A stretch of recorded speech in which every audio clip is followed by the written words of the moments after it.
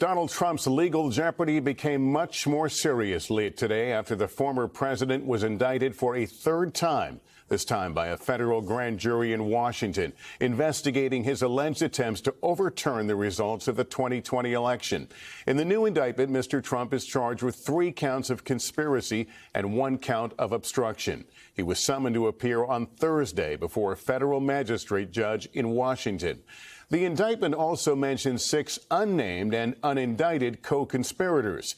It says Mr. Trump and the co-conspirators used knowingly false claims of election fraud to get state legislators and election officials to subvert the legitimate election results. Just moments ago, special counsel Jack Smith called the January 6th attack on the Capitol an unprecedented assault on the seat of American democracy, an attack, he said, that was fueled by lies. Late today, the Trump campaign again called it a witch hunt and interference in the current presidential election, in which Mr. Trump is the Republican frontrunner by a wide margin. We have it all covered tonight, starting with senior legal correspondent Laura Jarrett. Tonight, former President Donald Trump facing a blistering new indictment from special counsel Jack Smith, this time for his actions leading up to the Capitol riot on January 6th.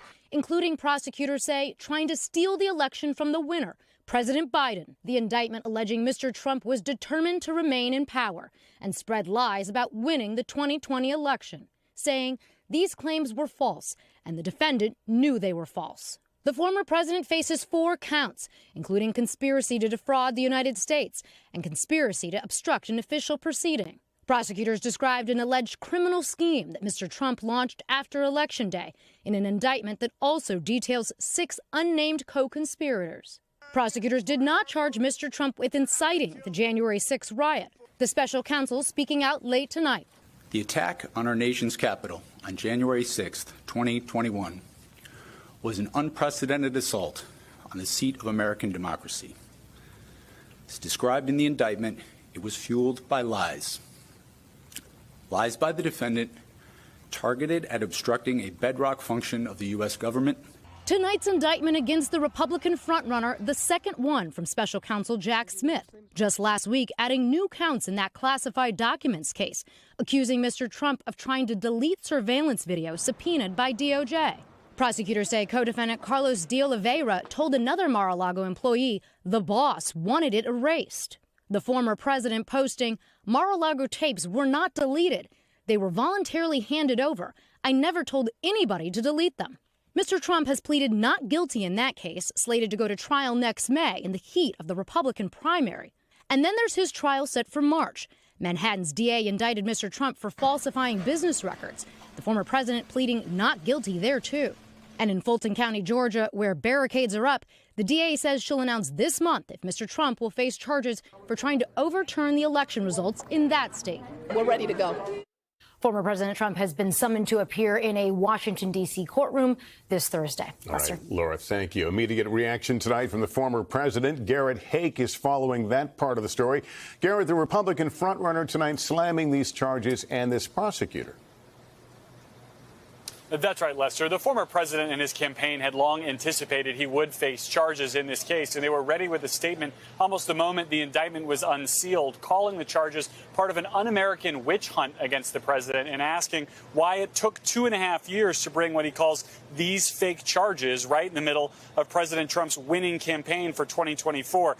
The statement answers their own rhetorical question, saying this is an act of election interference, echoing something we've heard repeatedly from Mr. Trump on the campaign trail. Now, reaction is still coming in from Republican elected officials around the country. Most congressional Republicans coming to the former president's defense with statements also pre-prepared for this moment. Most of his other campaign rivals so far still silent. His top rival, Ron DeSantis, out with a statement saying he has not read the indictment, but suggests that there is political prosecution at work here, something that he would end should he be president.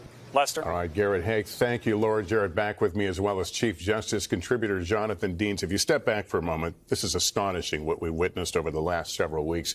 Can we talk about the confirmation of these unindicted co-conspirators and why they would not be named or indicted at this point? Well, it's possible that the special counsel's office is still gathering information on some of them.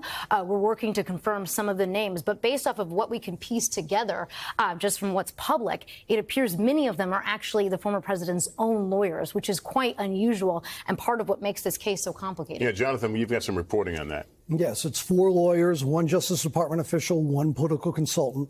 We spoke with an attorney for John Eastman, one of the lawyers, who is an unindicted co-conspirator number 2. His lawyer confirms he is named in these charging documents as unindicted co-conspirator number 2, and he allegedly came up with this plan, this idea, to pressure the vice president to not certify the election results, to come up with this fake electors plot, alleged plot, and that he was behind it. Now, his attorney tells us they plan to file a memo with the special counsel's office to show them why this was just legal thinking, coming up with ideas, and why he should not be prosecuted or charged criminally. Again, today it was Trump, and Trump charged alone. There are 6 others named as alleged co-conspirators, unindicted co-conspirators, and to be determined if in the days and weeks ahead they get target letters notifying them that they could be charged next. Yeah, and Laura, looking at what we know so far, it's likely that some important meetings that the former president took could loom large in this prosecution. Well, and you see many of them detailed here, and it also appears that many people took notes, including the former vice president of the United States took contemporaneous notes the prosecutors got their hands on, and clearly they're using now to bolster their case. And they also lay out, again in detail here, all of the times that Mr. Trump was told that the things that he was saying were false, told by people like the vice president, by senior leaders of the Justice Department, by the director of national intelligence, that the reason that they're including that information is because prosecutors have to show that he had a corrupt mindset. And one of the ways it appears that they're going to do that is to show that he was put on notice by people who were in the best position to know that what he was saying was not true. Do we know anything about the judge, or has a judge even been assigned in this case yet? Last I checked, the judge hadn't been assigned, and so we'll see who's on the wheel here. But it's worth noting this is a district that is very well acquainted with the facts of the case, as everybody is on January 6th. But this district has obviously heard so many cases from the people who actually stormed the Capitol. So all of the judges are going to be very much up to speed on the facts. All right, Laura and Jonathan, thanks very much for all that. Thanks for watching our YouTube channel. Follow today's top stories and breaking news by downloading the NBC News app.